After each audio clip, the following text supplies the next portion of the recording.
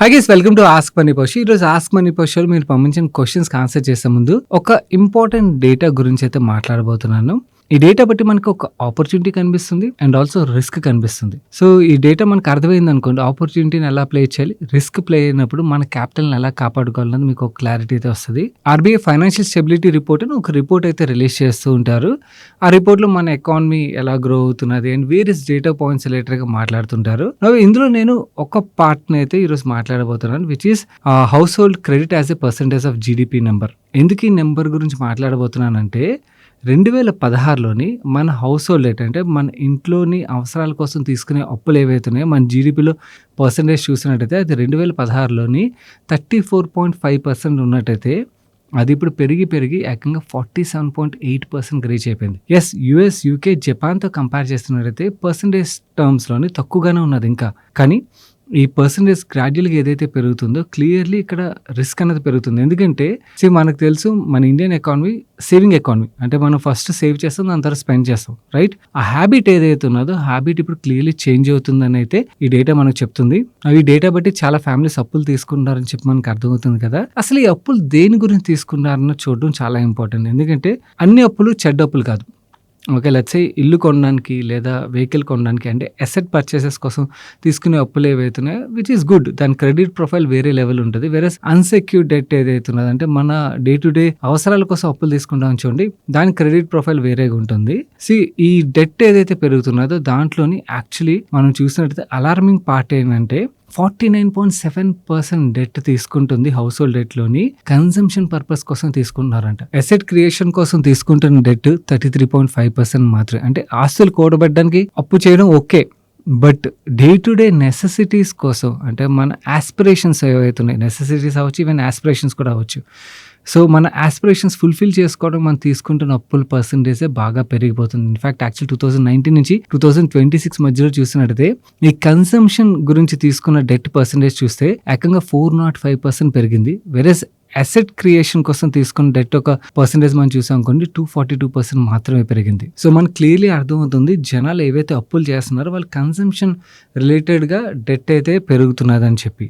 So దీన్ని బట్టి మనకి ఏం అర్థమవుతుంది అంటే స్పెండింగ్ అనేది బాగా పెరుగుతుంది, ఎస్పెషలీ ఆస్పిరేషన్స్ అన్నమాట. అంటే నాకు ఒక మంచి కార్ కొనుక్కోవాలి, ఫ్యామిలీతో హాలిడేస్కి వెళ్ళాలి, ఇలాంటివి ఏవైతే ఉన్నాయో ఈ ఆస్పిరేషన్ ఫుల్ఫిల్ చేసుకోవడం. ఇంతకుముందు మనం సేవ్ చేసి మన దగ్గర ఉన్న డబ్బులతోనే ఆస్పిరేషన్స్ ఫుల్ఫిల్ చేసుకునే వాళ్ళం. ఇప్పుడు ఏమవుతుందంటే మన దగ్గర డబ్బులు లేకపోయినా ఈజీ క్రెడిట్ ఆప్షన్స్ పెరిగిపోయాయి కాబట్టి అప్పు చేసి మన ఆస్పిరేషన్స్ అయితే ఫుల్ఫిల్ చేసుకుంటున్నాం. సో దీనివల్ల మనకి ఆస్పిరేషన్ లెడ్ ఎకానమీ ఏదైతే ఉన్నదో, అంటే ట్రావెల్, టూరిజం రిలేటెడ్ కంపెనీస్ అవ్వచ్చు, ఓకే, ఇలా హోటల్స్ అవ్వచ్చు, ఆర్ ఈవెన్ అంటే ప్రీమియం ప్రొడక్ట్స్ ఏవైతే సెల్ చేస్తుంటారో అలాంటి కంపెనీస్ అవ్వచ్చు, ఇక్కడ మనం ఆల్రెడీ మంచి గ్రోత్ చూస్తున్నాం. కమింగ్ డేస్లో కూడా ఇక్కడ గ్రోత్ అయితే బాగా చూసే ఆస్కారాలు అయితే క్లియర్లీ కనిపిస్తున్నాయి. ఎందుకంటే ఇది క్లియర్లీ ఒక అంటువ్యాధి లాంటిది. ఓకే, వర్డ్ మేబీ తప్పు వాడానేమో, బట్ ఎందుకు ఈ వర్డ్ నేను వాడుతున్నానంటే ప్రాబ్లం ఏంటంటే మన పక్కోళ్ళు కారు కొన్నారంటే మనం కారు కొనాలి, పీర్ ప్రెషర్ స్టార్ట్ అయిపోద్ది. మన పక్కింటోళ్ళు లేదా మన ఫ్యామిలీలో ఎవరో ఒకళ్ళు ఒక లగ్జరీస్ హాలిడేకి వెళ్ళారు అండ్ సోషల్ మీడియాలో ఫోటోలు పెట్టారంటే మనం వెళ్ళాలి. ఓకే, మేబీ యూరోప్ వెళ్ళకపోయినా కూడా ఎక్కడో చోటకి వెళ్ళాలి. అంటే మన దగ్గర ఇయర్లోని కమిట్మెంట్స్ వేరే ఉండొచ్చు, ఫైనాన్షియల్ కమిట్మెంట్స్ అయినా కూడా ఓకే వెళ్ళాలి. ఎందుకంటే ఫ్యామిలీ గ్యాదరింగ్స్లోని నేను ఇక్కడికి వెళ్ళామని వాళ్ళు చెప్పినట్టయితే మనకు ఒక ఫీలింగ్ వస్తుంది, అరే నేను నా ఫ్యామిలీని తీసుకెళ్ళలేకపోయాను కదా అని చెప్పి. సో ఇలాంటి ఏదైతే పియర్ ప్రెషర్ స్టార్ట్ అయిపోతుందో, సో అది ఒకళ్ళ నుంచి పాక్కుంటూ వెళ్ళిపోతుంది. నువ్వు ఎవరైతే ఈ అప్పులు చేసి స్పెండింగ్ చేస్తున్నారో వాళ్ళు యాక్చువల్లీ వాళ్ళ డబ్బులతో వెళ్తున్నారో అప్పు చేసి వెళ్తున్నారో అనేది వాళ్ళ ఇంట్లో తెలుస్తుంది, అది బయటకు తెలియదు కదా. సో వాళ్ళని చూసి ఏమవుతుంది, మిగిలిన వాళ్ళందరూ కూడా ఈ స్పెండింగ్ అన్నది పెరుగుతున్నది. ఈవెన్ ఎలక్ట్రానిక్స్, మనం హై అండ్ ఎలక్ట్రానిక్స్ కొనడం కానీ ఇలాంటి ప్యాటర్న్ అయితే ఇది యాక్చువల్లీ అంటే ఏదైతే ఈ పర్సంటేజ్ మనకి పెరుగుతున్నదో క్లియర్లీ చెప్తుంది. ఈ ట్రెండ్ ఇలాగే కొన్నాళ్ళ పాటు కంటిన్యూ ఆస్కారం అయితే కనిపిస్తున్నది. సో ఆపర్చునిటీ పరంగా నేను ముందు అన్నాను చూడండి, ఆపర్చునిటీ కనిపిస్తుంది, రిస్క్ కనిపిస్తుంది అని. ఆపర్చునిటీ పరంగా మనకు కనిపిస్తున్న ఆపర్చునిటీ ఇది. నౌ రిస్క్ పార్ట్ ఏంటి? ఓకే, ఆ రిస్క్ పార్ట్ని ఇప్పుడు హైలైట్ చేస్తాను చూడండి. ఇది మనం బడ్జెట్ టైంలో రిలీజ్ చేసిన డేటా అన్నమాట. లాస్ట్ 10 yearsలోని యాన్యువల్ ఇన్కమ్ గ్రోత్ పర్సంటేజ్ టర్మ్స్లో మనం చూసాం అనుకోండి, విచ్ ఈస్ 10.3%. అదే యాన్యువల్ డొమెస్టిక్ డెట్ గ్రోత్ చూసాం అనుకోండి, విచ్ ఈస్ 13.8%. అంటే మన ఇన్కమ్ గ్రో అయిన పర్సంటేజ్ కన్నా కూడా మనం అప్పులు తీసుకుంటున్న పర్సంటేజ్ పెరిగిపోతుంది. సో దీనివల్ల ఏమవుతుంది, రేపొద్దు ఏవైనా కూడా జాబ్ రిస్కులు జరిగాయి, ఓకే. ఎకానమీ రిలేటెడ్‌గా మనకి మనకు తెలుసు డిఫరెంట్ సైకిల్స్‌లో నడుస్తుంటది economy. Growth phase and also మనకి రెసిషన్ ఫేజ్ ఇలాంటి ఫేజ్‌లో అయితే నడుస్తుంటాయి కదా! ఏ మాత్రం ఎకానమీ స్లో డౌన్ అవ్వడం కానీ ఆర్ ఎకానమీలో జాబ్ కట్స్ ఇప్పుడు మనం ఐటీలో జాబ్ కట్స్ చూస్తున్నాం. ఇలా కొన్ని సెక్టార్స్‌లోని ఇలా జాబ్ కట్స్ చూసే ఆస్కారాలు మనకు కనిపిస్తున్నాయనుకోండి. దానివల్ల వచ్చే ప్రాబ్లమ్ ఏమవుతదనుకున్నారు? ఎవరైతే ఇన్‌కమ్ లెవెల్ గ్రో అవ్వట్లేదో వాళ్ళ సేవింగ్స్ కూడా ఉండవుగా పెద్దగా. వేరేస్ అప్పులైతే చేస్తున్నారు కదా! జాబ్ రిస్క్ ప్లే ఆ ఇన్‌కమ్ సడెన్‌గా ఆగిపోయిందనుకోండి. ఈఎంఐస్ ఏవైతే వాళ్ళు హానర్ చేయాలో అది హానర్ చేయలేక డెట్ డిఫాల్ట్స్ అయ్యే రిస్క్ అయితే ఉన్నది. అది క్లియర్‌లీ మనకి బ్యాంక్స్ అండ్ ఎన్‌బీఎఫ్‌సీల మీద ఆ రిస్క్ ప్లే అయ్యే ఆస్కారం అయితే క్లియర్‌లీ కనిపిస్తుంది. ఇది నాకు ఇమ్మీడియేట్‌గా అయితే కనిపించట్లేదు. But we don't know economic cycles ఎలా మూవ్ అవుతాయని మనం ఎవరం గెస్ చేయలేం కదా! ఒకవేళ మనకి ఎకనామిక్ సైకిల్ గ్రోత్ ఫేజ్ నుంచి రెసిషన్ ఫేజ్ వైపు మూవ్ అవుతుందనుకోండి. జాబ్ కట్స్ క్లియర్‌లీ కనిపిస్తున్నాయి. ఆ సినారియోస్ పెరుగుతున్నాయనుకోండి. దెన్ అలాంటి టైంలో కొంచెం జాగ్రత్తగా ఉండడం బెటర్. ఎందుకంటే ఎకానమీ మీద ఇంతకు ముందుండి ఇంపాక్ట్ అంటే 2008లోని ఇండియా మీద ఇంపాక్ట్ పెద్దగా లేదు. మనం రెసిషన్ చూసినప్పుడు. ఎందుకంటే మన household debt as a percentage GDP ఏదైతే ఉన్నదో అది చాలా కంట్రోలబుల్ లెవెల్‌లోనే ఉండేది. వెరస్ ఇప్పుడు అది పెరిగిపోతూ వస్తున్నది కదా! అండ్ ఆ పెరుగుతున్నది కూడా అసెట్ క్రియేషన్ కోసం కాదు. మన డేటా చూసాం ఆల్రెడీ. కన్జంప్షన్ కోసం పెరుగుతున్నది. Which is a different credit profile. So, అక్కడ డిఫాల్ట్స్ అయ్యే రిస్క్ అయితే ఎక్కువగా కనిపిస్తుంది. సో, ఈ రిస్క్ కూడా మైండ్‌లో ఉంచుకోండి. యెస్, కన్జంప్షన్ రిలేటెడ్‌గా మనకి ఆపర్చునిటీ అయితే డెఫినెట్‌లీ కనిపిస్తున్నది. మీకు కన్జంప్షన్ రిలేటెడ్‌గా ప్రీమియం ప్రొడక్ట్స్ మార్కెట్‌లోని మంచి అడ్వర్టైజింగ్ చేసి, మార్కెటింగ్ చేసి, గ్రోత్ ఎవరైతే తీసుకురాగలుగుతారో అలాంటి కంపెనీస్‌లో నెక్స్ట్ 5, 10 ఇయర్స్‌లో మనకు మంచి రిటర్న్స్ వచ్చే పాసిబిలిటీ అయితే క్లియర్‌లీ కనిపిస్తున్నది. బట్ ఈ రిస్క్‌ని కూడా దృష్టిలో ఉంచుకోండి. అండ్ ఇక్కడ ఇంకొక ఇంపార్టెంట్ పాయింట్ అయితే మాట్లాడాలి. మీ అందరితోని మాట్లాడుతున్నాను. ఒక్కసారి మీ పర్సనల్ బడ్జెట్ ప్లానింగ్ ఏదైతే ఉందో దాన్ని కూర్చొని చేసుకోండి. ఎక్కడైనా కూడా ఎందుకంటే డేటా క్లియర్‌లీ చెప్తున్నది. హౌస్ హోల్డ్ డెట్ పెరుగుతుంది. అది కూడా కన్జంప్షన్ రిలేటెడ్‌గా బాగా పెరుగుతుందని చెప్పి మనకి డేటా క్లియర్‌లీ చెప్తుంది. ఒకవేళ మీ స్పెండింగ్ కూడా అటువైపే వెళ్తున్నది. అప్పులు తీసుకొని కన్జంప్షన్ రిలేటెడ్‌గా స్పెండ్ చేస్తున్నారంటే ఒకసారి ఫ్యామిలీతో కూర్చొని ప్రాపర్ బడ్జెట్ ప్లానింగ్ అయితే చేసుకోండి. ఎక్కడ ఎక్స్‌పెన్స్‌లు అంటే అన్నెసరీ ఎక్స్‌పెన్స్‌లు ఉన్నాయో వాటిని కట్ చేయడానికి ప్రయత్నించండి. సేవింగ్స్ వైపు మూవ్ అవ్వడానికి ప్రయత్నించండి. ఎందుకు సేవింగ్స్ వైపు మూవ్ అవ్వమని చెప్తున్నా అంటే ఎవరి దగ్గర అయితే సేవింగ్స్ ఉంటాయో క్రైసిస్ ప్లే అయినప్పుడు వాళ్ళు ఆ క్రైసిస్ నుంచి బయటపడడం మాత్రమే కాదు, ఆ క్రైసిస్‌ని ఆపర్చునిటీ కింద మలుచుకొని గ్రో అవ్వగలుగుతారు. ఎందుకంటే క్రైసిస్ వచ్చినప్పుడు ఏమవుతది, చాలా మంది స్ట్రెస్‌లోకి వెళ్ళిపోయి అసెట్స్‌ని చాలా లో ప్రైస్‌లో అమ్మేస్తారు. ఏదర్ ఈక్విటీస్ అవ్వచ్చు, మనకి ఫిక్స్డ్ అసెట్స్ అవ్వచ్చు. ఇది మనం చూస్తూనే ఉంటాం కదా! సో, అలాంటి టైంలో ఎవరి దగ్గర అయితే డబ్బులు ఉంటాయో వాళ్ళు కొనుక్కున్న వాళ్ళు మల్టీ ఫోల్డ్ అయితే రిటర్న్ సంపాదించగలుగుతారు. సో, నేను స్పెండ్ చేయొద్దు, మీ యాస్పిరేషన్స్ ఫుల్‌ఫిల్ చేసుకోవద్దు అని చెప్పట్లేదు. బట్ ఇప్పుడు మన దగ్గర లేని డబ్బుల్ని ఫ్యూచర్‌లో వస్తాయని చెప్పి ఈరోజు స్పెండ్ చేయొద్దు. ఓకే. అలా చేసినట్టయితే మనం ఫ్యూచర్‌ని రిస్క్‌లో పెట్టినట్టయితే అవుతాం. మనం ఈరోజు క్వెషన్ స్టార్ట్ చేసే ముందు స్మాల్ రిమైండర్ గైస్, వీడియోలో షేర్ చేసిన ఇన్ఫర్మేషన్ మీకు హెల్ప్‌ఫుల్ అవుతుంది. మన టీమ్ పెడుతున్న ఎఫర్ట్స్ మీకు ఎంతో కొంత యూజ్ అవుతున్నాయి అనిపించినట్టయితే ఛానల్‌లో మేము అడిగేది ఒకటే, వీడియోని తప్పకుండా లైక్ చేయడం మర్చిపోకండి. అండ్ ఆల్సో మీకు కూడా ఏదైనా క్వెషన్ ఉన్నట్టయితే కింద కామెంట్ సెక్షన్‌లో #AskMoneyPerson రాసి మీ క్వెషన్ డీటెయిల్‌గా రాయండి. సో దట్ మీ క్వెషన్స్ మాకు రీచ్ అవుతాయి. అండ్ ఛానల్‌కి ఇదే ఫస్ట్ టైం వచ్చినట్టయితే ఇలాంటి వీడియోస్ చూసి మీ ఫైనాన్షియల్ నాలెడ్జ్‌ని ఇంప్రూవ్ చేసుకోవడానికి మన మనీ పర్స్ ఛానల్ సబ్స్క్రైబ్ చేసి పక్కన బెల్ ఐకాన్‌లో ఆల్ నోటిఫికేషన్స్ యాక్టివేట్ చేసుకోవడం మర్చిపోకండి. మన next question Luke and handle నుంచి వచ్చింది. అన్న, make video about international markets like US, Japan, south Korea including stocks growth potential and how to invest in those markets. South Korea కన్నా కూడా నా suggestion ఏంటంటే మీరు ఒకవేళ ఇంటర్నేషనల్ మార్కెట్స్ రిలేటెడ్‌గా చూస్తున్నట్టయితే లుక్ ఎట్ చైనీస్ మనకి ఏఐ రిలేటెడ్ కంపెనీస్ అవ్వచ్చు, లేదా రోబోటిక్ రిలేటెడ్ కంపెనీస్ అవ్వచ్చు. ఒకవేళ కంపెనీస్ మీరు ఫైండ్ అవుట్ చేయడం కష్టంగా ఉన్నట్టయితే ఈటీఎఫ్ రూట్‌లో కూడా పార్టిసిపేట్ చేయొచ్చు. Or space economy. Skyroot success అయిన తర్వాత చాలామందికి అర్థమైంది స్పేస్ ఎకానమీలో ఉన్న ఆపర్చునిటీ ఏంటని. కాకపోతే మన ఇండియాలో స్పేస్ ఎకానమీ రిలేటెడ్ కంపెనీస్‌లో పార్టిసిపేట్ చేయాలనుకోండి, దానికి ఇంకా చాలా సంవత్సరాలే పడతది. ఎందుకంటే ఈ డైరెక్ట్‌గా స్పేస్ ఎకానమీలో పార్టిసిపేట్ చేసే కంపెనీస్ ఏవైతే అవి లిస్ట్ అవ్వడానికి చాలా టైం పడతది. వేరేస్ మనకి దాని రిలేటెడ్ కంపెనీస్‌లో ఇండైరెక్ట్‌గా పార్టిసిపేట్ చేయొచ్చు. కానీ యాక్చువల్లీ ఓవరాల్‌గా ఆ కంపెనీస్‌కి వస్తున్న రెవెన్యూలో స్పేస్ ఎకానమీ ద్వారా వచ్చే రెవెన్యూ చాలా తక్కువగా ఉంటది కాబట్టి దాని యొక్క ఇంపాక్ట్ పెద్దగా ఉండదు. Whereas pure play space economy related కంపెనీస్‌లో పార్టిసిపేట్ చేయాలంటే మనకి యూఎస్‌లో ఉన్నాయి. సో, యూఎస్‌లో మనం చూస్తున్నట్టయితే స్పేస్ ఎకానమీ రిలేటెడ్ మనకి ఏవేవి స్టాక్స్ ఉన్నాయి, ఏ ఈటీఎఫ్స్ మనకి స్పేస్ ఎకానమీ రిలేటెడ్ స్టాక్స్‌లో పార్టిసిపేట్ చేస్తాయి. ఇవన్నీ ఎక్స్‌ప్లోర్ చేయాలంటే చాలా ఎఫర్ట్ పెట్టాలి కదా! ఇది సింపుల్‌గా మనకి ఎక్కడ దొరుకుతాయంటే టిక్కర్ టేప్ యాప్ మీలో చాలామంది తెలిసే ఉంటది. ఆ టిక్కర్ టేప్ యాప్ ద్వారా మనం స్టాక్స్ రిలేటెడ్‌గా రీసెర్చ్ కూడా చేసుకోవచ్చు కదా! ఆ టిక్కర్ టేప్ యాప్‌లో మీకు కిందన యూఎస్ స్టాక్స్ అనే ఒక సెక్షన్ కనిపిస్తది. దాని మీద క్లిక్ చేసి కిందకి డ్రాగ్ చేసామనుకోండి, వీళ్ళు మన ఏదైతే ఎఫర్ట్ పెట్టాలో దాన్ని ఈజీ చేస్తారనమాట. మనకి వేరియస్ థీమ్స్ వీళ్ళు ఆల్రెడీ క్యూరేట్ చేసి ఉంచారు. ఎక్స్‌ప్లోర్ థీమ్స్ అని చెప్పి. లెట్స్ సే స్పేస్ ఎకానమీ మీద క్లిక్ చేసామనుకోండి. స్పేస్ ఎకానమీ రిలేటెడ్‌గా పార్టిసిపేట్ చేస్తున్న స్టాక్స్ ఏవైతే ఉన్నాయో మనకి రాకెట్ ల్యాబ్స్ అవ్వచ్చు, స్పేస్ ఎక్స్ అవ్వచ్చు, ఇలాంటి స్టాక్స్ అన్నీ మనకు కనిపిస్తాయి. అండ్ ఒకవేళ డైరెక్ట్ స్టాక్స్‌లో ఇన్వెస్ట్ చేయడం టఫ్ అయినట్టయితే స్పేస్ ఎకానమీలో పార్టిసిపేట్ చేస్తున్న స్టాక్స్‌లో ఇన్వెస్ట్ చేసి ఈటీఎఫ్స్ ఏవైతే ఉన్నాయో వాటి డీటెయిల్స్ క్లియర్‌గా వీళ్ళు ఎక్స్‌ప్లోర్ థీమ్స్ సెక్షన్‌లో అయితే యాడ్ చేశారనమాట. యాక్చువల్ స్పేస్ ఎకానమీ రిలేటెడ్‌గానే కాదు, రోబోటిక్స్ అవ్వచ్చు, సైబర్ సెక్యూరిటీ అవ్వచ్చు, ఇలాంటి వేరియస్ థీమ్స్ అయితే వీళ్ళు క్రియేట్ చేశారు. నాకైతే ఇది చాలా ఇంట్రెస్టింగ్ అనిపించింది. ఎందుకంటే మన ఎఫర్ట్స్ అయితే చాలా తగ్గించేశారనమాట. ఇక్కడ నుంచి మనం ఈవెన్ స్టాక్స్ కూడా కొనొచ్చు.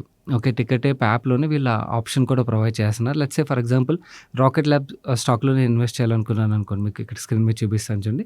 క్లిక్ చేసి సింపుల్‌గా మనం ఇలా బై చేసేయొచ్చన్నమాట. నువ్వు ఇలా బై చేయాలంటే ముందుగా మనం అకౌంట్ ఓపెన్ చేయాలి. అకౌంట్ ఓపెన్ చేసే ప్రాసెస్ కూడా చాలా ఈజీ. మనం ప్లే స్టోర్ నుంచి కానీ, యాప్ స్టోర్ నుంచి కానీ టికెట్ యాప్ డౌన్లోడ్ చేసిన తర్వాత మన మొబైల్ నెంబర్ ఇన్పుట్ చేయాలి. ఇన్పుట్ చేసిన తర్వాత మనకు ఓటీపీ వస్తది. ఓటీపీ ఇన్పుట్ చేయాలి.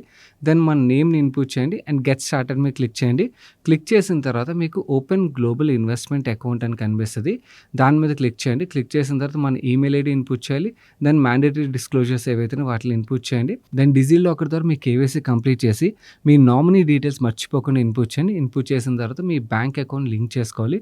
బ్యాంక్ అకౌంట్ లింక్ చేసిన తర్వాత ఫండ్స్ మనం యాడ్ చేసుకోవాలి. ఎంతైతే ఫండ్స్ యాడ్ చేయాలో యాడ్ ఫండ్స్ మీద క్లిక్ చేసిన తర్వాత అమౌంట్ ఇన్పుట్ చేసాం అనుకోండి. ఆ పేజ్ మన బ్యాంక్ అయితే రీడైరెక్ట్ చేస్తుంది. అక్కడ మన లాగిన్ డీటెయిల్స్ అవి ఇన్పుట్ చేసిన తర్వాత ఇన్వెస్ట్మెంట్ రిలేటెడ్ డీటెయిల్స్ అని ఉంటుంది. దీని మీద క్లిక్ చేసి కొన్ని డీటెయిల్స్ అయితే ఇవ్వడం చాలా మ్యాండేటరీ. చాలా మందికి తెలియదు కాబట్టి చెప్తున్నాను. మనం ఎక్కడ ఇన్వెస్ట్ చేస్తాం, లిస్టెడ్ కంపెనీ, అన్‌లిస్టెడ్ కంపెనీ అని సెలెక్ట్ చేయండి. దెన్ స్టాక్ ఎక్స్చేంజ్ ఏంటన్నది సెలెక్ట్ చేయండి. దెన్ పోర్ట్‌ఫోలియో ఇన్వెస్ట్మెంట్ అని సెలెక్ట్ చేసి మీరు ఏదైతే ఇన్వెస్ట్మెంట్ చేస్తున్నారో ఆ మనీ సోర్స్ ఏంటని అడుగుతుంది. ఆ సోర్స్ ఇచ్చేసి మీరు డబ్బులు యాడ్ చేసేస్తే సరిపోతుంది. ఇలా డబ్బులు యాడ్ చేసిన తర్వాత మన టికెట్ యాప్ అకౌంట్‌లోని యాడ్ అవ్వడానికి ఒక 24 అవర్స్ టైం అయితే పడుతుంది. మన మనీ అకౌంట్‌లో యాడ్ అయిపోయిన తర్వాత మీకు ముందుగా చూపించాను చూడండి. ఏదైనా స్టాక్‌లో ఇన్వెస్ట్ చేయాలనుకున్నట్టయితే మనం సింపుల్‌గా ఇన్వెస్ట్ చేసేయొచ్చు అన్నమాట. ఈ టికెట్ యాప్ ఏంటంటే గిఫ్ట్ సిటీ రూట్‌లోని యూఎస్ స్టాక్స్ అండ్ ఈటీఎఫ్స్‌లో ఇన్వెస్ట్ చేయడానికి వీళ్ళు ఆప్షన్ అయితే ప్రొవైడ్ చేస్తున్నారు. వ్యూ ట్రేడ్ అనే బీ2బీ బ్రోకర్ ప్లాట్‌ఫామ్ ఏదైతే ఉన్నదో వీళ్ళ ఆఫీస్ గిఫ్ట్ సిటీలో ఉన్నది. ఈ ప్లాట్‌ఫామ్ ద్వారా వీళ్ళు సర్వీసెస్ అయితే ప్రొవైడ్ చేస్తున్నారు. ఒక అడ్వాంటేజ్ ఏంటంటే చాలా మందికి ఉండే డౌట్ ఏంటంటే రేపు ఉదయం టికెట్ యాప్ లేదనుకోండి, నా స్టాక్స్ నేను ఎక్కడికెళ్ళి క్లెయిమ్ చేసుకోవాలంటే వ్యూ ట్రేడ్ ఏదైతే ఉన్నదో వాళ్ళకి ఆఫీస్ గిఫ్ట్ సిటీలో ఉన్నది. View trade is a broker. Okay. Ticket app is a platform మనం యూజ్ చేస్తున్నాం. అండ్ ఈ టికెట్ యాప్ వాళ్ళు ఏం చెప్తున్నారంటే అకౌంట్ ఓపెనింగ్ అవ్వచ్చు, అమౌంట్ విత్‌డ్రాల్‌కి వీళ్ళు ఎటువంటి చార్జెస్ చేయట్లేదని చెప్తున్నారు. బట్ స్టాక్స్ ఆర్ ఈటీఎఫ్స్‌లో మనం ట్రాన్సాక్షన్ చేసినప్పుడు 0.15% బ్రోకరేజ్ అయితే తీసుకుంటారు. ఇది వీళ్ళ చార్జెస్ అన్నమాట. ఓవరాల్‌గా మనకి అంటే వేరియస్ థీమ్స్‌ని ఎక్స్‌ప్లోర్ చేయడానికి అది కూడా చాలా ఈజీ అయితే చేస్తారు. మీరు ఒకసారి ఎక్స్‌ప్లోర్ చేయండి వీళ్ళ యాప్. కింద కామెంట్ సెక్షన్, డిస్క్రిప్షన్ లింక్ అయితే ఉంచుతాను. నాకైతే చాలా ఈజీ అనిపించింది. మన next question Telugu fact finder అనే హ్యాండిల్ నుంచి వచ్చింది. హాయ్ అన్న, please give your view on international geologicals India limited stock which has corrected a lot in the last 1 year. Yes, stock పరంగా చాలా మంచి కరెక్షన్ అయితే జరిగిందండి. ఈవెన్ పీ మల్టిపుల్స్ ఆధారంగా మనం చూసినా కూడా ఒక టైంలో హ్యూజ్ హైప్ ఉండేది ఈ స్టాక్ రిలేటెడ్‌గా. ఆ టైంలో 40 times పీ మల్టిపుల్ అయితే ట్రేడ్ అవుతుంది. ఇప్పుడు కరెంట్లీ 24 times ప్రైస్ షేర్‌ని మల్టిపుల్‌కి అయితే వచ్చింది. ఎర్నింగ్స్ పెరిగాయి అండ్ స్టాక్ ప్రైస్ కరెక్ట్ అవడంతో మనకి మల్టిపుల్స్ అయితే తగ్గాయి.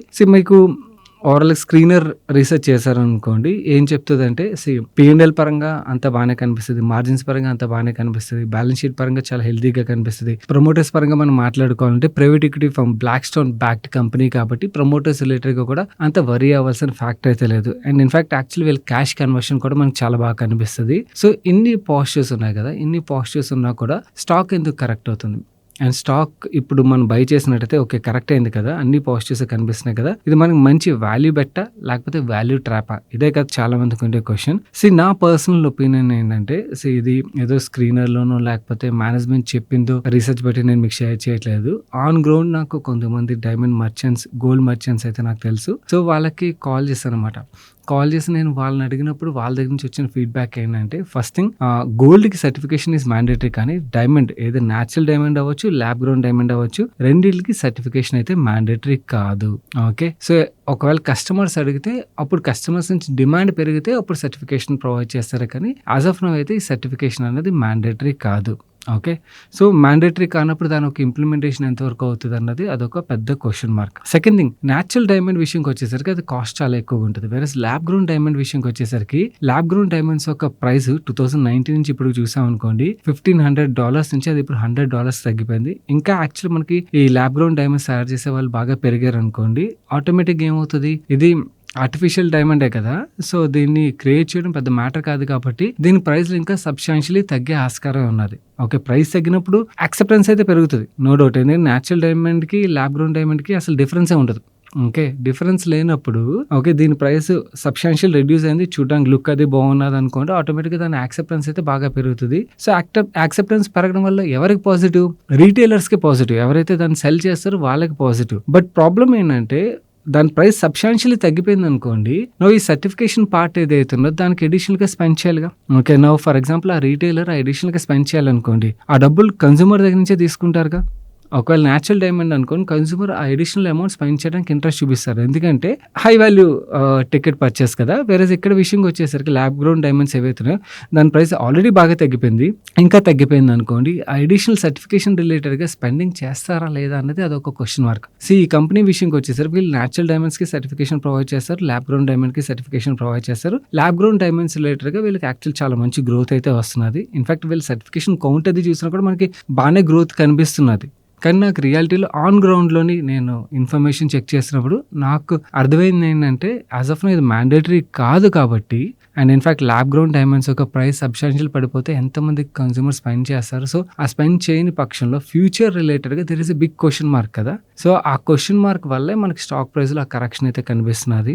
ఈ కంపెనీ విషయంకి వచ్చి అన్నీ మనకు బానే కనబడతాయి. కాకపోతే this is the biggest question mark ఈ కంపెనీ రిలేటెడ్‌గా. సో, ఇలాంటి క్వెషన్ మార్క్స్ ఉన్నప్పుడు ఏమవుతదంటే అది వాల్యూ బై కన్నా కూడా వాల్యూ ట్రాప్స్ కింద టర్న్ అవుట్ అయ్యే ఛాన్సెస్ చాలా ఎక్కువగా ఉంటాయన్నమాట. మేబీ అంటే వీళ్ళు బిజినెస్ మోడల్ మార్చి లేదా ఇప్పుడు రీసెంట్‌గా వీళ్ళు గుజరాత్ టైటన్స్‌తోని టై అప్ అయ్యారు. అండ్ ఉమెన్స్ వరల్డ్ కప్ జరిగింది కదా! ఆ టైంలో కూడా వీళ్ళు అడ్వర్టైజింగ్ అయితే బాగా స్పెండ్ చేశారు. మీకు యాడ్స్ కూడా ఇక్కడ ప్లే చేశారు. యాడ్స్‌లో వీళ్ళు ఏం కన్వే చేయడానికి ప్రయత్నిస్తున్నారంటే డైమండ్ జ్యువెలరీ ఏదైతే పర్చేస్ చేస్తున్నారో సర్టిఫికేషన్ లేకపోతే కొనకూడదు అని వీళ్ళు కన్స్యూమర్ మైండ్స్‌లోని ఆ థాట్‌ని అయితే తీసుకెళ్ళడానికి ప్రయత్నిస్తున్నారు. అది ఎంతవరకు సక్సెస్ సాధిస్తారని చూడాలి. ఒకవేళ కన్స్యూమర్ మైండ్స్‌లో ఆ థాట్ క్రియేట్ అయ్యి కన్స్యూమర్స్ నిజంగానే సర్టిఫికేషన్స్‌ని డిమాండ్ చేస్తున్నారనుకోండి అప్పుడు స్టాక్ పరంగా మనకి గ్రోత్ అయితే కనిపిస్తది. బట్ అగైన్ నేచురల్ డైమండ్స్ యొక్క ప్రైస్‌కి ల్యాబ్ గ్రోన్ డైమండ్స్ యొక్క ప్రైస్‌కి సబ్‌స్టాన్షియల్ డిఫరెన్స్ వచ్చేస్తుంది కాబట్టి అండ్ రెండిటికి డిఫరెన్స్ లేదు కాబట్టి ఈ ల్యాబ్ గ్రోన్ డైమండ్స్ ఏవైతే దీని ప్రైస్ ఇంకా పడుతుంది కాబట్టి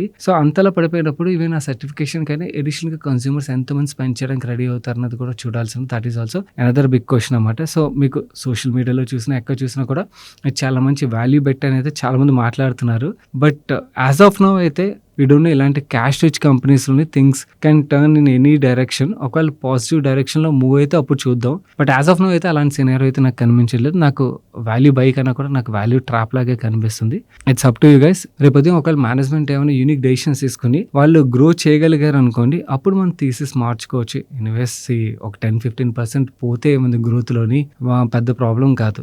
ఓకే. మన వాల్యూ ట్రాప్‌లోకి వెళ్ళే దానికన్నా కూడా 10-15% వదిలేసుకోవడం బెటర్. ఆల్రెడీ మనకి గ్రో అవ్వడానికి కనిపించే చాలా థీమ్ సెక్టర్స్ అన్నీ కూడా బాగా కనిపిస్తున్నప్పుడు మార్కెట్‌లోని వై షుడ్ వి చేస్ ఎ వాల్యూ ట్రాప్ అన్నది నా వ్యూ. మన నెక్స్ట్ క్వెషన్ మహేష్ గారు అడుగుతున్నారు. అన్న please give me your view on Visakha industries. I'm holding from last 3 years onwards. Can I hold more or cell? Mahesh గారు మీరు 3 years నుంచి హోల్డ్ చేస్తున్నా అన్నారు కాబట్టి I share you few data points. Visakha రిలేటెడ్‌గా వీళ్ళు కాన్ఫరెన్స్ కాల్స్ కండక్ట్ చేయరు, ప్రెజెంటేషన్ రిలీజ్ చేయరు. సో, మనకి ఇన్ఫర్మేషన్ దొరకడం అన్నది చాలా కష్టం అన్నమాట. అంటే కాన్ఫరెన్స్ కాల్స్ కండక్ట్ చేసి అట్లీస్ట్ మేనేజ్మెంట్ ఏమనుకున్నారు ఇవన్నీ కూడా మనకు తెలుస్తుంది. బట్ అదేది జరగదు కాబట్టి మనకి ఆ ఇన్ఫర్మేషన్ అనేది కంపెనీలో రాదు. బట్ మీరు ఆల్రెడీ హోల్డ్ చేస్తున్నారు కాబట్టి నాకు కనిపిస్తుంది ఏంటో నేను మీకు చెప్తాను. క్వార్టర్లీ నెంబర్స్‌లో మనకి టాప్ లైన్‌లో చాలా మంచి ఇంప్రూవ్‌మెంట్ కనిపిస్తుంది. మార్జిన్స్‌లో ఇంప్రూవ్‌మెంట్ కనిపిస్తుంది. క్యాష్ కన్వర్షన్ సైకిల్‌లో ఇంప్రూవ్‌మెంట్ కనిపిస్తుంది. And politically linked promoters normally వాళ్ళు కంపెనీలో ఇన్వెస్ట్ చేసేదానికన్నా కూడా వాళ్ళకి బయటే చాలా డీల్స్ జరుగుతుంటాయి. సో, కంపెనీలోని వాళ్ళు ఎప్పుడు అడిషనల్‌గా డబ్బులు పెడతారంటే వాళ్ళకి క్లియర్లీ గ్రోత్ కనిపించినప్పుడే డబ్బులు పెడతారు. సో, ప్రమోటర్ హోల్డింగ్ మనం చూసాం అనుకోండి 48.42% నుంచి గ్రాడ్యువల్లీ ఇంక్రీజ్ చేసుకుంటే ఇప్పుడు 53.4%కి అయితే ఇంక్రీజ్ చేశారు. సో, ప్రమోటర్ హోల్డింగ్ కూడా పెరుగుతుంది అండ్ ప్రైస్‌లో కూడా మొమెంటం కనిపిస్తున్నది. కాన్ కాల్ పీపీటీస్ ఉండవు కాబట్టి ఇవి తప్పించి మనం చూడడానికి పెద్దగా ఏముండదు. మేబీ అంటే మేనేజ్మెంట్ మీటింగ్ దొరికింది అనుకోండి అప్పుడు వేరే అప్పుడు ఇన్ఫర్మేషన్ ఏమైనా దొరికితే మీకు షేర్ చేస్తాను. కానీ యాజ్ ఆఫ్ నౌ నాకు కనిపిస్తున్న దాని ప్రకారం ఇవన్నీ పాజిటివే కనిపిస్తున్నాయి. సో పాజిటివ్ కనిపిస్తున్నప్పుడు ఆల్రెడీ హోల్డ్ చేస్తున్నప్పుడు ఎగ్జిట్ అవ్వడం కన్నా కూడా హోల్డ్ చేయడం వుడ్ బి బెటర్ అవుతుంది. అండ్ ఇంకొక రీసెంట్ ఎక్స్చేంజ్ ఫైలింగ్ చూసాను. వీళ్ళు కన్స్ట్రక్షన్ కెమికల్ బిజినెస్ లో కూడా ఎంటర్ అవుతున్నట్టుగా ఎక్స్చేంజ్ ఫైలింగ్ అయితే రిలీజ్ చేశారు. నేను విశాఖ రిలేటెడ్ గా మాట్లాడలేదు, కానీ నార్మల్లీ కన్స్ట్రక్షన్ కెమికల్ థీమ్ రిలేటెడ్గా నాకు 6-7 months బ్యాక్ ఒక ప్రైవేట్ ఇన్వెస్ట్మెంట్ రిలేటెడ్గా ఆపర్చునిటీ అయితే వచ్చింది. ఇన్వెస్ట్ చేయలేదు, అది వర్కౌట్ అవ్వలేదు, అది పక్కన పెడితే. బట్ ఆ టైంలో నాకు థీమ్ రిలేటెడ్గా ఉన్న ఆపర్చునిటీ అయితే అర్థమైంది. ఒక టైంలోని మనం బిల్డింగ్స్ కన్స్ట్రక్ట్ చేసినప్పుడు వాటరింగ్ చేసేవాళ్ళు, అవునా? ఇప్పుడు వాటరింగ్ ఎక్కడైనా చేస్తున్నారా? వాటరింగ్ చేయడానికి అవుతుందా? పాసిబిలిటీ ఉన్నదా? ఎందుకంటే వాటర్ ఎక్కడ దొరుకుతుంది? అంత దొరకదు కదా. ఎస్పెషల్లీ సిటీస్లో అయితే అవ్వదు. మేబీ రూరల్లోని ఇప్పుడు కూడా వాటరింగ్ చేస్తూ ఉండొచ్చు. బట్ సిటీస్లోనే ఏవైతే కన్స్ట్రక్షన్స్ వస్తున్నాయో అక్కడ వాటరింగ్ చేయట్లేదు. మరి వాటరింగ్ చేయనప్పుడు ఏం చేస్తున్నారు? అక్కడ కెమికల్స్ వాడుతున్నారు, కన్స్ట్రక్షన్ కెమికల్సే వాడుతున్నారు అన్నమాట. సో మీకు బెస్ట్ ఎగ్జాంపుల్ చెప్పాలంటే రామ్కో సిమెంట్స్ ఉన్నది కదా. రామ్కో సిమెంట్స్ది ఒక యాడ్ చాలా పాపులర్ అయింది, చాలా బాగుంటుంది యాడ్. మనం క్రికెట్ మ్యాచెస్ అవి చూసినప్పుడు మీకు ఇక్కడ స్క్రీన్ మీద ప్లే చేస్తాను, యాడ్ చూడండి, మీరు రిలేట్ చేసుకోగలుగుతారు. ఆ add actually construction chemical related add అది. అండ్ ఇన్ఫాక్ట్ రామ్కో సిమెంట్స్ ఒక బిజినెస్ లో కూడా మనం డైసెక్ట్ చేసి చూసాం అనుకోండి, కన్స్ట్రక్షన్ కెమికల్ బిజినెస్ లో మీరు చూస్తే సాలిడ్ గ్రోత్ మనకు కనిపిస్తుంది అనమాట. అంటే లిస్టెడ్ స్పేస్ లో వన్ ఆఫ్ ద ఎగ్జాంపుల్ నేను మీకు చెప్తున్నాను. సో ఆ స్పేస్ లో ఎంటర్ అవుతున్నారు కాబట్టి డెఫినెట్లీ అది చాలా మంచి growing space. And going head ఇంకా ఈ ప్రాబ్లమ్స్ మనకి తాగడానికి మన డైలీ కన్సంప్షన్కి వాటర్ దొరకట్లేనప్పుడు సిటీస్లోని కన్స్ట్రక్షన్కి వాటర్ ఎక్కడి నుంచి ప్రొవైడ్ చేస్తాయి governments. So that is one opportunity. And ఇంకొకటి గవర్నమెంట్లో ఉన్నారు వీళ్ళు, so maybe something they might be seeing it. So ఇది అండ్ ఇన్ఫాక్ట్ ప్రైస్ మూవ్మెంట్ ఏదైతే ఉన్నదో అది కూడా సపోర్ట్ చేస్తుంది కాబట్టి ఎగ్జిట్ అయ్యే దానికన్నా హోల్డ్ చేయడం వుడ్ బి బెటర్ ఐడియా అన్నది నా వ్యూ అండి. మన నెక్స్ట్ క్వశ్చన్ పరమేష్ గారు అడుగుతున్నారు. హలో సాయి గారు, thanks for sharing the wonderful financial knowledge. Can you please give me your view on DHP India stock? The stock fell almost 40% from the price I bought. Should I sell it with losses and reinvest in some other stock? Paramesh గారు, actually Paramesh గారు కాదు, మిగిలిన viewers కూడా చెప్పాలి, చాలా interesting stock అని చాలా మంది చూసి ఉండకపోవచ్చు. ఈ company market cap 158 crores. Okay, ఈ కంపెనీ చేసే బిజినెస్ ఏంటని మీకు ఇక్కడ స్క్రీన్ మీద చూపిస్తాం. మనం ఏదైతే సిలిండర్స్కి యూజ్ చేస్తాం చూడండి, ఆ రెగ్యులేటర్స్ అవ్వచ్చు, హోస్ పైప్స్ అవ్వచ్చు, ఇవన్నీ కూడా వీళ్ళు మ్యానుఫ్యాక్చర్ చేసి ఎక్స్పోర్ట్ చేస్తారు ప్రెడామినెంట్లీ. సో వీళ్ళకి మ్యానుఫ్యాక్చరింగ్ యూనిట్ ఉన్నది, ఇవన్నీ కూడా అసెట్సే కదా. అవన్నీ మనం పక్కన పెడతాం, ఎగ్జిస్టింగ్ బిజినెస్ అసెట్స్ ఇవన్నీ పక్కన పెడితే వీళ్ళు జస్ట్ మ్యూచువల్ ఫండ్లో ఇన్వెస్ట్ చేసిన డబ్బులే ఎంతో తెలుసా? 185 crores. Okay, market cap 158 crores. వీళ్ళు mutual fund investment value 185 crores. Now చాలా మంది ఇది వినగానే అబ్బో చాలా చీప్గా దొరికేస్తుంది, పరిగెత్తుకెళ్ళి కొనేద్దామని ఆలోచిస్తారు. అలాంటి పనులు చేయొద్దు. బేసికలీ మార్కెట్ ఎప్పుడు కూడా స్టాక్ ప్రైస్ పరంగా మనకి ఎప్రిసియేషన్ ఎప్పుడు కనిపిస్తుంది అంటే మేనేజ్మెంట్ ఆ డబ్బులు ఏవైతే బ్యాలెన్స్ షీట్లో కనిపిస్తున్నాయో దాన్ని రీఇన్వెస్ట్ చేసి బిజినెస్ గ్రోత్ రిలేటెడ్గా ఏమైనా ఆలోచించారు, లేదా డివిడెంట్ ఇస్తున్నారు షేర్ హోల్డర్స్కి. ఓకే, అలా డివిడెంట్ ఇచ్చినా కూడా మనకి కొంచెం వరకైనా మార్కెట్ ఎప్రిషియేట్ చేస్తుంది. బట్ వీళ్ళు క్యాష్ అలా కూర్చోబెట్టి మ్యూచువల్ ఫండ్స్లో ఇన్వెస్ట్ చేస్తున్నారే తప్పించి, ఆర్ ఆ మ్యూచువల్ ఫండ్స్ని మేనేజ్ చేస్తున్నారు అంటే అక్కడ ట్రేడ్ చేస్తున్నారు తప్పించి బిజినెస్ లో ఇన్వెస్ట్ చేయట్లేదు. ఇన్ఫాక్ట్ మేనేజ్మెంట్ కి అలాంటి ఇంట్రెస్ట్ కూడా ఉన్నట్టుగా అయితే కనిపించట్లేదు. వాళ్ళు కడుపు నిండిపోయినట్టు ఉంది. ఎందుకంటే వాళ్ళకి సరిపడా డబ్బులు అయితే వస్తున్నాయి, బిజినెస్ రన్ అవుతుంది దాన్ని బట్టి వాళ్ళకి డబ్బులు వస్తున్నాయి, అండ్ కంపెనీలో క్యాష్ అయితే ఉంటుంది. But as a share holder మనం చూడాల్సింది ఏంటంటే మనకి వాల్యూ ఉండడం మాత్రమే కాదు, వాల్యూతో పాటు గ్రోత్ కూడా కనిపించాలి. గ్రోత్ వచ్చినప్పుడే మనకి స్టాక్ ప్రైస్ లో ఎప్రిసియేషన్ వస్తుంది, లేదంటే వాల్యూ బెట్ కాదు, వాల్యూ ట్రాప్ అవుతుంది. I personally feel at this moment this company is a value trap. Versus management యొక్క థాట్ ప్రాసెస్ చేంజ్ చేయకపోతే, అంటే నెక్స్ట్ జనరేషన్ వాళ్ళు ఎవరైనా వచ్చారు అనుకుందాం, వీళ్ళు ఏం కమ్యూనికేషన్ ఉండదు. ఒకవేళ ఎవరైనా వచ్చినా లేకపోతే ఈ కంపెనీని వేరే వాళ్ళు కొనుక్కున్న గ్రోత్ రిలేటెడ్గా రీఇన్వెస్ట్ చేసిన ఆ క్యాపిటల్ని, దెన్ ఎస్ కంపెనీ పరంగా they have good business, balance sheet బాగుంటుంది, అన్నీ బాగుంటాయి. గ్రోత్ లేకపోతే దెర్ ఇస్ నో పాయింట్. మన నెక్స్ట్ క్వశ్చన్ సాయి అడుగుతున్నారు. సాయి గారు, can you please pick up any new theme that market is ignoring other than banking and pharma? No more banking pharma market ignore చేస్తున్న themes కాదండి. ఇప్పుడు చాలా మంది బ్యాంకింగ్ అండ్ ఫార్మా రిలేటెడ్ అయితే మాట్లాడుతున్నారు. ఈవెన్ అంటే మీకు బ్యాంకింగ్ అండ్ ఫార్మా కాకుండా ఇంకొక థీమ్ మాట్లాడాలంటే మార్కెట్ ఇగ్నోరింగ్ అనను, కానీ క్లియర్ టర్న్ అరౌండ్ అయితే నాకు కనిపిస్తున్నది ఈ క్వార్టర్లీ రిజల్ట్స్లోని, which is in QSR space. QSR companies ఏవైతున్నాయో very good high quality companies. Okay, only problem ఏంటంటే same store sales growth number రాకపోయేసరికి మనకి స్టాక్లోని ఆ ప్రెషర్ అనేది మనకు కనిపించింది. వేరే మనం ఇప్పుడు చూసినట్టయితే ఒకటి 2 కంపెనీస్ కాదు, అక్రాస్ మీరు United Food Brands Barbeque Nation రిలేటెడ్‌గా couple of weeks back one of our subscriber అడిగితే క్వెషన్‌కి దానికి ఆన్సర్ చేశాం కదా! అక్కడ మనకి చాలా మంచి గ్రోత్ కనిపిస్తున్నది. Sapphire Foods and Restaurant Brands Asia ఈ 2 కంపెనీస్ ఏవైతే ఉన్నాయో మేనేజ్మెంట్స్ క్లియర్‌లీ చెప్తున్నారు. లాస్ట్ 15 క్వార్టర్‌లోని one of the best growth వాళ్ళు చూస్తున్నాం అని చెప్పి. నౌ ఈ 2 కంపెనీస్ మాత్రమే కాదు, ఈవెన్ మనకి దేవ్యానిలో చూసినా కూడా దేవ్యానిలో అక్రాస్ అంటే వాళ్ళ చాలా బ్రాండ్స్ ఉన్నాయి కదా! అక్రాస్ బ్రాండ్స్ కాకుండా కొన్ని బ్రాండ్స్‌లో అయితే క్లియర్‌లీ వాళ్ళకి సేమ్ స్టోర్ సేల్స్ గ్రోత్ నెంబర్‌లో అయితే చాలా మంచి గ్రోత్ నెంబరే వాళ్ళు చూస్తున్నట్టు చెప్తున్నారు. ఈవెన్ జుబిలెంట్ ఫుడ్స్ ఏదైతే ఉన్నదో అక్కడ కూడా మనకి సిమిలర్ ట్రెండే కనిపిస్తున్నది. సో క్లియర్‌లీ అంటే మీరు బ్యాంకింగ్ అండ్ ఫార్మా కాకుండా మనకి టర్న్ అరౌండ్ క్లియర్‌లీ కనిపిస్తున్న థీమ్ ఏదైనా ఉన్నదంటే నాకు క్యూఎస్ఆర్‌లో క్లియర్‌లీ కనిపిస్తున్నది. ప్రెసిషన్ ఇంజినీరింగ్ ఈ థీమ్స్ అన్నీ మనం ఆల్రెడీ మాట్లాడుకున్నాం. చాలా రోజుల నుంచి అవి పెరిగిపోతున్నాయి కదా! సో అక్కడ మనం టర్న్ అరౌండ్ అనలేం. అక్కడ గ్రోత్ పాసిబిలిటీ ఉన్నా కూడా టర్న్ అరౌండ్ అనలేం. బట్ ఇక్కడైతే మాత్రం క్లియర్‌లీ టర్న్ అరౌండ్ అయితే కనిపిస్తుంది. మార్కెట్ కంప్లీట్‌లీ క్యూఎస్ఆర్ థీమ్‌ని ఇగ్నోర్ చేస్తుంది. అండ్ కంపెనీస్ పరంగా వెరీ గుడ్ కంపెనీస్. చాలా మంచి క్యాష్ జనరేటింగ్ కంపెనీస్ ఇవి. ఓన్లీ థింగ్ ఆ గ్రోత్ పార్ట్ ఏదైతే ఉన్నదో especially same store sales growth number ఏదైతే ఉన్నదో అది మిస్సింగ్ అవ్వడం వల్ల మనకి స్టాక్స్‌లో ఆ ప్రెషర్ అనేది కనిపించింది. Now clearly same store sales growth నెంబర్లో అయితే మాత్రం రివర్సల్ ట్రెండ్ అయితే కనిపిస్తుంది. ఈ ట్రెండ్ ఇలాగే కంటిన్యూ అయితే స్టాక్స్ అయితే క్లియర్‌లీ రీరేట్ అవ్వచ్చు. అండ్ ఇంకొక పాజిటివ్ ఏంటంటే వీళ్ళకి వీళ్ళు ప్రైజులు పెంచారు కదా! అంటే గ్యాస్ ప్రైజులు పెరిగాయని చెప్పి వీళ్ళందరూ కూడా ప్రైజులు పెంచారు కదా! గ్యాస్ ప్రైజులు తగ్గిన తర్వాత వీళ్ళు ప్రైజులు తగ్గిస్తారా? తగ్గించరు. ఒకసారి ప్రైజులు పెంచిన తర్వాత ప్రైజులు తగ్గించరు. దానివల్ల వీళ్ళ ప్రాఫిటబిలిటీ మీద కూడా ఇప్పుడు టెంపరరీ ప్రెషర్ ఉన్నా కూడా కమింగ్ క్వార్టర్స్‌లోని అది పాజిటివ్ ఇంపాక్ట్ చూపించే ఆస్కారం అయితే ఉన్నది. ఎస్పెషల్లీ ఫుడ్ బిజినెస్ రిలేటెడ్‌గా అయితే. అండ్ నాకు క్లియర్ టర్న్ అరౌండ్ అయితే ఈ థీమ్‌లో కనిపిస్తుంది. మన next question interesting financial planning question. Actually ఇది కిడ్స్ ఒక ఎడ్యుకేషన్ రిలేటెడ్‌గా ఆయన ప్రాపర్‌గా ఎలా ప్లాన్ చేసుకున్నారన్నది రాశారు. అండ్ ఆ ప్లాన్ సరిపోతుందా లేదా అని అడుగుతున్నారు. ఓకే, తన పేరు హైడ్ చేసామన్నారు కాబట్టి హైడ్ చేసేస్తున్నాం. I'm a software employee. I have 2 children. One is 4 years old, one is 3 years old. So వాళ్ళ ఫ్యూచర్ ఎడ్యుకేషన్ రిలేటెడ్‌గా నేను ఇయర్ ఆన్ ఇయర్ వాళ్ళు 3rd క్లాస్ నుంచి ఇంటర్మీడియట్ వరకు విత్‌డ్రావల్స్ అయితే ప్లాన్ చేశాను. నేను ఇంత అస్యూమ్ చేస్తున్నాను అమౌంట్స్ 3rd క్లాస్ నుంచి అని చెప్పి ఆయన అమౌంట్స్ అయితే మెన్షన్ చేశారు. Different amounts. To accumulate above money I'm planning to invest monthly 25,000 rupees SIP in aggressive category funds from the మన మ్యూచువల్ ఫండ్ రిలేటెడ్‌గా రీసెంట్‌గా చేసిన వీడియో ఏదైతే ఉందో దాని నుంచి ఆ సెక్షన్ అయితే ఆయన పికప్ చేసినట్టుగా చెప్తున్నారు. And he is expecting 12% return from that portfolio. Okay, I will continue this 25,000 SIP till next 16 years. For next 5 years I don't withdraw this money. Until then I'll pay school fees from my salary. After 5 years each year I'll withdraw money as mentioned above. Expected fees amounts ఏవైతే ఆయన రాశారో అది withdraw చేస్తా అని చెప్తున్నారు. And also ఆయన ఈ plan intermediate work కదా, వేరేస్ హైయర్ ఎడ్యుకేషన్ విషయంకి వచ్చేసరికి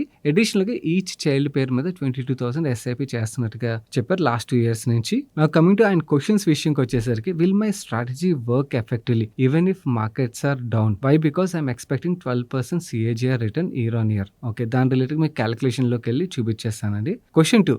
Shall I need to withdraw school fees amount before 1 year of school fees payment and park them in liquid funds? Yes, I suggest you to do that అండి. Okay, 1 year ముందు మనం safe gourd చేసుకోవడం is always better. And ఒకవేళ అంటే మనకి కొన్నిసార్లు market situation అంటే బాగా పీక్ యూఫోరియా కనిపిస్తుంది అనుకోండి, అలాంటి టైంలోని ఈవెన్ 2-3 years ముందే విత్డ్రా చేసుకుంటే అప్పుడు మీకు రిటర్న్ కూడా బాగా వచ్చేసి ఉంటుంది కాబట్టి సో అలాంటి టైంలోని ఒక 2 years సరిపడా మనీ ముందుగా విత్డ్రా చేసుకున్నా కూడా అసలు తప్పు లేదు. ఓన్లీ థింగ్ మార్కెట్ ఒక సెంటిమెంట్స్ చూసుకొని మార్కెట్లో పీక్ యూఫోరియా ఉన్నదనుకోండి ఆ టైంలో 2 years విత్డ్రా చేయడానికి ప్రయత్నించండి. అదే ఇప్పుడులాగా మనకి బేరిష్ సెంటిమెంట్స్ ఉన్నాయనుకోండి అలాంటి టైంలో 1 year ముందు ఆర్ 6 months ముందు అలాంటి టైంలో విత్డ్రా చేసుకున్నా కూడా సరిపోద్ది. ఓన్లీ థింగ్ మీరు మార్కెట్ ఒక సెంటిమెంట్ ఆధారంగా విత్డ్రాల్స్ ప్లాన్ చేసుకుంటే సరిపోతుంది. Question 3. For higher education plan can I continue to invest in aggressive category funds for next 16 years? Why? Because we have thematic funds like consumption, banking, pharma and healthcare and manufacturing funds in the category. No అండి, మన thematic funds లోని 16 years invest చేస్తానని చెప్పి blind గా కూర్చోలేం. ఎందుకంటే thematic funds ఎలాంటివంటే మనకి మన portfolio core portfolio ఒకటి ఉండాలి, శాటిలైట్ పోర్ట్ఫోలియో ఒకటి ఉండాలి. ఈ శాటిలైట్ పోర్ట్ఫోలియో ఏదైతే ఉన్నదో ఇది మనకి ఆల్ఫా క్రియేట్ చేస్తుంది అనమాట. లెట్స్ సే ఆ టైంలోనే ఆ థీమ్ ని మార్కెట్ ఇగ్నోర్ చేస్తుంది, దానివల్ల మనకి అక్కడ ఆపర్చునిటీ కనిపిస్తుంది. అక్కడ ఇన్వెస్ట్ చేయడం వల్ల ఏమవుతుందంటే ఆ థీమ్ పర్ఫామ్ చేయడం స్టార్ట్ చేసినప్పుడు మనకి మిగిలిన కేటగిరీ ఫండ్స్ కన్నా కూడా ఎడిషనల్ రిటర్న్ జనరేట్ చేస్తుంది అనమాట. సో ఇలా మనకి నార్మల్గా జనరేట్ అయ్యే రిటర్న్ కన్నా కూడా ఎడిషనల్ రిటర్న్ అయితే జనరేట్ చేయగలుగుతాం. కాకపోతే మనకి థీమ్స్లో ఏంటంటే కొన్నిసార్లు యూఫోరియా బిల్డ్ అవుతుంది. లెట్స్ సే ఫార్మా తీసుకున్నాం అనుకోండి, మనకి 2015 to 2019 cycle which was a very big cycle. I think 19 or 18 exactly నాకు ఇయర్ గుర్తులేదు. ఆ టైంలో మనకి ఫార్మా పిక్డ్ అవుట్. దాని తర్వాత మళ్ళీ కోవిడ్ టైంలో ఫార్మాలో పర్ఫార్మెన్స్ మనకు కనిపించింది. మళ్ళీ ఇప్పుడు ఫార్మాలో మనకు పర్ఫార్మెన్స్ కనిపిస్తుంది. సో, మనకేంటంటే ఒక 4, 5 ఇయర్స్ ఆ థీమ్‌లోనే అందరూ ఇన్వెస్ట్ చేస్తుంటారు. మనకిప్పుడు ప్రెసిషన్ ఇంజినీరింగ్ సైడ్ కానీ, డిఫెన్స్ సైడ్ కానీ చూసినట్టయితే చాలా మంది యూఫోరియా కనిపిస్తుంది. సో, ఇలాంటి టైంలో ఏంటంటే ఆ యూఫోరిక్ టైంలో ఆ థీమ్‌లో మనకి అడిషనల్ రిటర్న్ అనేది జనరేట్ అవుతది. బట్ పీక్ యూఫోరియా కనిపించినప్పుడు మనం ఆ థీమ్ నుంచి ఎగ్జిట్ అయిపోయి వేరే ఇంకెక్కడైతే మనకి మార్కెట్ ఇగ్నోర్ చేస్తుందో అటువైపు మనీ మూవ్ చేసుకోవడం అనేది చాలా ఇంపార్టెంట్. సో, థీమాటిక్ ఫండ్స్‌లోని మనం బ్లైండ్‌గా 16 ఇయర్స్ ఇన్వెస్ట్ చేయడం అనేది కరెక్ట్ కాదనమాట. థీమాటిక్ ఫండ్స్‌లో ఎవరు ఇన్వెస్ట్ చేసినా కూడా అది ఎవరికి సెట్ అవుతదంటే యాక్టివ్ ఇన్వెస్టర్స్ ఎవరైతే ఉంటారో వాళ్ళకే సెట్ అవుతది. నేను ఇప్పుడు ఇన్వెస్ట్ చేసి మర్చిపోతానన్న కేటగిరీ ఎవరైతే ఉంటారో వాళ్ళు థీమాటిక్ కాకుండా అదే ప్లేస్‌లో కొంచెం అగ్రెసివ్ రిటర్న్స్ కావాలనుకున్నట్టయితే స్మాల్ క్యాప్ కేటగిరీలోని అడిషనల్ ఎలోకేషన్ ఇచ్చామనుకోండి మనకు థీమాటిక్ అంత యాక్టివ్‌గా మనం పోర్ట్‌ఫోలియోని ట్రాక్ చేయడం, మార్కెట్స్‌ని ట్రాక్ చేయాల్సిన అవసరం అయితే ఉండదన్నమాట. సో, 16 ఇయర్స్ పాటు బ్లైండ్‌గా థీమాటిక్స్‌లో ఇన్వెస్ట్ చేయకూడదు. It's only opportunity. మనం కరెంట్‌లీ కనిపిస్తుంది కాబట్టి దాన్ని ఎన్‌కాష్ చేసుకోవడానికి ఇన్వెస్ట్ చేస్తామంటే ఈ సైకిల్ ప్లే అయిపోయిన తర్వాత అక్కడి నుంచి అయితే ఎగ్జిట్ అయిపోవాలి. Okay. Question 4 if possible please provide me SIP, SWP calculator to reassess SIP amounts provide చేస్తానండి. అండ్ మీ ఫస్ట్ 2 క్వెషన్స్ ఏవైతే దానికి క్యాలిక్యులేటర్‌లోకి తీసుకెళ్ళి మీకు ఇప్పుడు ఆన్సర్ చేస్తాను. మీరు ఇచ్చిన సినారియోస్ ఏవైతే దానికి ఇంకొక 3 సినారియోస్ యాడ్ చేసి మీకు క్యాలిక్యులేటర్ అయితే బిల్డ్ చేసామండి. ఒకటి మీరు ఏమన్నారు 5 ఇయర్స్ తర్వాత విత్‌డ్రాల్ చేస్తా అన్నారు. అండ్ 5 ఇయర్స్ తర్వాత మీరు ఇమీడియట్‌గా విత్‌డ్రా చేస్తున్నారు అనుకోండి. అప్పుడు మనకి ప్లాన్ ఎలా వర్క్ అవుతుంది. అదే మీరు 5 ఇయర్స్ తర్వాత విత్‌డ్రాల్ ఏదైతే ఉన్నదో అది ఈచ్ ఇయర్ మీకు ఎప్పుడైతే స్కూల్ ఫీస్ పే చేయాలి దానికన్నా 1 ఇయర్ ముందు విత్‌డ్రా చేస్తున్నారు అనుకోండి. అప్పుడు ఎలా వర్క్ అవుతది. అదే 2 ఇయర్స్ ముందు విత్‌డ్రా చేసినట్టయితే ఇంకొంచెం కన్సర్వేటివ్‌గా అప్పుడు ఎలా వర్క్ అవుతది అన్నది నేను మీకు చూపిస్తాను. మీరు ఇచ్చిన ప్లాన్ బట్టి అయితే సరిపోతదా ఈ అమౌంట్ అంటే నో అండి. 14th ఇయర్ కల్లా ఈ కార్పస్ ఎండ్ అయిపోయేటట్టు అయితే కనిపిస్తుంది. సో, నా సజెషన్ ఏంటంటే ఈ ఎస్ఐపి స్టాటిక్‌గా కాకుండా మీరు 6% చొప్పున ఎస్ఐపి ఇంక్రీజ్ చేయగలిగారు అనుకోండి. ఇన్ దట్ కేస్ మీరు ఏదైతే ఈ విత్‌డ్రాల్స్ ఉన్నాయో పిల్లల స్కూల్ ఎడ్యుకేషన్ రిలేటెడ్‌గా దాన్ని ప్రాపర్‌గా అయితే మీరు మేనేజ్ చేసుకోగలుగుతారన్నమాట. సో, ఈ 6% ఎస్ఐపిని ఇంక్రీజ్ చేయడానికి ప్రయత్నించండి. సరిపోతుంది. ఇది మనకి ఎప్పుడైతే గోల్ ఉన్నదో ఆ గోల్ ఇయర్‌లో విత్‌డ్రా చేసేటట్టయితే అదే మనం 1 ఇయర్ బిఫోర్ ఇన్వెస్ట్ చేయాలనుకోండి. ఇన్ దట్ కేస్ మన ఎస్ఐపి టాపప్ 6% చేస్తే సరిపోదు. 8% చేసామనుకోండి అప్పుడు మనకి సరిపోతుంది. అంటే 1 ఇయర్ ముందు విత్‌డ్రా చేసి కొంచెం కన్సర్వేటివ్‌గా వెళ్తున్నట్టయితే అప్పుడు సరిపోతుంది. But I suggest 1 year before విత్‌డ్రాలే. ఎందుకంటే సేమ్ ఇయర్ అన్నది చాలా చాలా రిస్కీ. Don't play that. ఒకవేళ 2 ఇయర్స్ ముందు విత్‌డ్రాల్ అనుకోండి. ఇన్ దట్ కేస్ 8% మనం టాపప్ చేయడం కన్నా కూడా 10% టాపప్ చేయగలిగినట్టయితే ఈ గోల్స్ అన్నీ కూడా మీకు కంఫర్టబుల్ అయితే ఫుల్‌ఫిల్ అయిపోతాయండి. నౌ ఈ క్యాలిక్యులేటర్ ఏదైతే ఉందో నేను మీకు ప్రొవైడ్ చేస్తాను. మిగిలిన పేరెంట్స్ కూడా ఎవరైనా కూడా మీరు ఈ నెంబర్స్‌ని మార్చుకోండి. మీ గోల్స్ ఆధారంగా నెంబర్స్ చేంజ్ చేసుకున్నారనుకోండి మీ అంతట మీరు మీ పిల్లల ఎడ్యుకేషన్ రిలేటెడ్‌గా ప్రాపర్‌గా ప్లాన్ చేసుకోవాలనుకున్నారనుకోండి మీరు ఈ క్యాలిక్యులేటర్ యూజ్ చేసుకొని ప్రాపర్‌గా ప్లాన్ చేసుకోవచ్చు. All the best.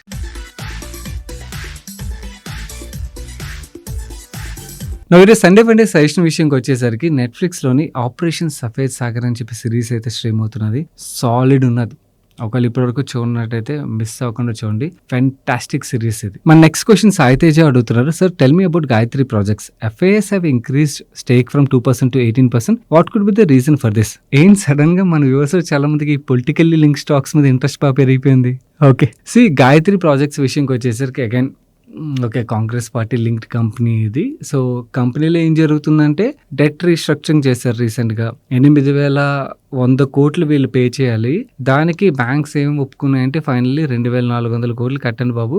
మేము మీ డెట్ ఏదైతే ఉన్నదో అది రైట్ ఆఫ్ చేసేస్తాం అని చెప్పి బ్యాంక్స్ అయితే ఒప్పుకున్నాయి. ఎన్‌సీఎల్‌టీకి వెళ్ళిపోయిన కంపెనీ ఇది. సో, అలా డెట్ రీస్ట్రక్చరింగ్ జరిగిన తర్వాత now what I'm saying is ప్రిఫరెన్షియల్‌లోని ప్రమోటర్స్ 21,71 lakh షేర్స్‌ని అయితే ఎక్వైర్ చేశారు. ₹10 పర్ షేర్ చొప్పున వాళ్ళు 277 crores అయితే క్యాపిటల్ ఇన్ఫ్యూజ్ చేశారు. ఈవెన్ పబ్లిక్ మార్కెట్స్ నుంచి కూడా కొంచెం వరకు అయితే స్టేక్ ఇంక్రీజ్ చేసుకున్నారు. నౌ మీరు FIS ఇవన్నీ చూస్తున్నారు కదా, అవి రియల్ FIS కాదు మనం చెప్పలేం కానీ మోస్ట్ అంటే ప్రమోటర్స్ ఏదైతే స్టేక్ ఇంక్రీజ్ చేసుకున్నారో అదొకటి.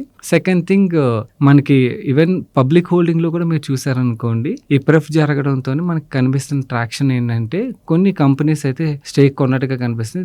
మోస్ట్లీ ప్రమోటర్ లింక్డ్ కంపెనీస్ అని చెప్పి నేను అనుకున్నాను. సో, ఇది కంపెనీలో జరుగుతుంది. అయితే నౌ ఈ NCLT రిలేటెడ్ ప్రాసెస్ అయిపోయిన తర్వాత సడన్ గా మీరు చూసరికి నెంబర్స్ నష్టాల్లో ఉన్న కంపెనీ సడన్ గా ప్రాఫిట్స్ అయితే డిక్లేర్ చేస్తుంది. సో, ఇది జరుగుతున్నది. అయితే FIS రిలేటెడ్ గా I feel again promoter linked companies ఉంటే it is not real foreign investors అని అయితే నేను అనుకోవట్లేదు. కాకపోతే ఏంటంటే క్లియర్లీ డెట్ రీస్ట్రక్చరింగ్ జరిగింది కాబట్టి రివైవల్ అవుతుంది అన్న హోప్తో చాలా మంది బెట్ చేస్తున్నారు. దట్ పొలిటికల్లీ లింక్డ్ కంపెనీ కాబట్టి వాళ్ళ పార్టీ అదే గవర్నమెంట్ నడుస్తుంది కాబట్టి ఆర్డర్స్ కూడా వస్తాయని చెప్పి అయితే యాంటిసిపేషన్. అండ్ ఒక ఇంట్రెస్టింగ్ ఇన్వెస్టర్ కూడా నాకు కనిపించారు, ఆశిష్ చుగ్ అని చెప్పి, very good micro cap investor అనమాట. ఆయన పేరు కూడా కనిపించింది. అంటే ప్రెఫ్ తర్వాత ఆయన పేరు మనకు కనిపించట్లేదు. ఆబ్వియస్లీ మనకి ఈక్విటీ డైల్యూషన్ జరిగినప్పుడు ఏమవుతుంది, ఎగ్జిస్టింగ్ షేర్ హోల్డర్స్ ఎవరైతే ఉంటారో వాళ్ళ స్టేక్ కూడా డైల్యూట్ అవుతుంది కాబట్టి అతని స్టేక్ 1% కన్నా బిలో వెళ్ళిపోయి ఉంటుంది, అందుకని మనకు కనిపించట్లేదు. బట్ యాక్చువల్లీ ఆయన పేరు కూడా క్లియర్లీ షేర్ హోల్డింగ్లో అయితే కనిపిస్తుంది. కంప్లీట్ జరుగుతుంది అయితే ఇది. నార్మల్ ఏంటంటే ఇలా రైట్ ఆఫ్ చేసిన కంపెనీస్లో సడన్గా బిజినెస్ నెంబర్స్ అవి వస్తున్నాయి అనుకోండి, మనకి స్టాక్లో రీరేటింగ్ వస్తుందన్న ఏదైతే ఇలాంటి స్పెషల్ సిచ్యువేషన్ రిలేటెడ్గా ఆలోచించి రిస్క్ టేకింగ్ ఇన్వెస్టర్స్ ఉంటారు, వాళ్ళు ప్లే చేస్తుంటారు. సో అదే జరుగుతుందని అయితే అనుకున్నాను. కాకపోతే very highly risky company.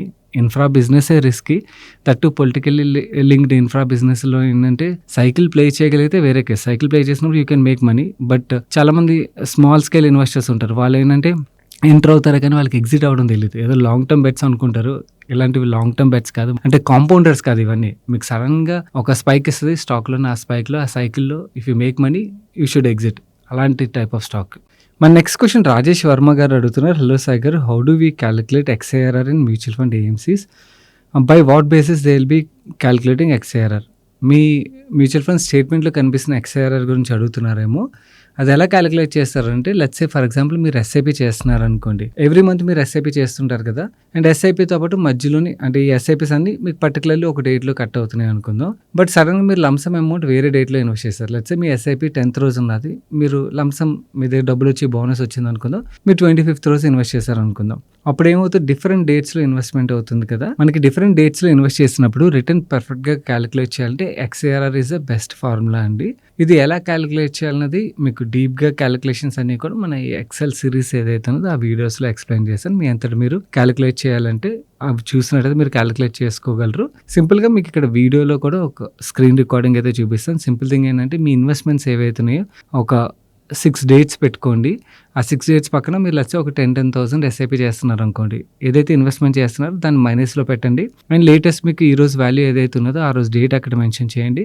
And latest value ఏదైతే ఉందో దాని పక్కన సెల్లో ఇన్పుట్ చేయండి. ఇన్పుట్ చేసి మీరు ఈక్వల్ టు XARR అని కొట్టి మీరు ఫార్ములా ఇక్కడ చూపిస్తున్నాను కదా, డేట్ సెలెక్ట్ చేసి దాని తర్వాత వాల్యూ సెలెక్ట్ చేశారనుకోండి, దెన్ ఆటోమేటిక్గా మీకు XARR అయితే వస్తుంది. And XARR is the right return. Okay, SIP చేస్తున్నప్పుడు మనం CAGR కన్నా కూడా XARR చూడాలి, అండ్ అబ్సల్యూట్ రిటర్న్ కూడా చూడకండి. XARR ఏంటంటే మనం ఇన్వెస్ట్ చేసిన డేట్స్ని కన్సిడర్ చేసి ఆ డేట్స్ ఆధారంగా క్యాలిక్యులేట్ చేసి మరీ చూపిస్తుంది. That's a perfect rate of return మనకి వర్కౌట్ అయిందని మనం తీసుకోవచ్చు. So that's it for today's ask money పై షో గైస్. ఎవరైనా కూడా స్కై రూట్ లాంటి కంపెనీస్లో ఇన్వెస్ట్ చేయాలనుకున్నట్టయితే టిక్కర్ టేప్ ప్లాట్ఫామ్ని అయితే ఎక్స్ప్లోర్ చేయండి. కింద కామెంట్ సెక్షన్లో డిస్క్రిప్షన్ లింక్స్ అయితే ఉంచుతాను. అండ్ ఈ వీడియోని వచ్చి ఇప్పటివరకు లైక్ చేయనట్టయితే వీడియోని లైక్ చేసి మీ ఫ్రెండ్స్ అండ్ ఫ్యామిలీకి వీడియో హెల్ప్ఫుల్ అవుతుందంటే వాళ్ళు షేర్ చేయడం మర్చిపోకండి. అండ్ ఛానల్కి ఇదే ఫస్ట్ టైం వచ్చినట్టయితే మన మనీ పర్స్ ఛానల్ సబ్స్క్రైబ్ చేసి పక్కన బెల్ ఐకాన్లో ఆల్ నోటిఫికేషన్స్ యాక్టివేట్ చేసుకోండి. నేను సాయి కృష్ణ పత్రి మరొక మంచి వీడియోతో మీ ముందుకు వస్తాను. Till then bye, take care.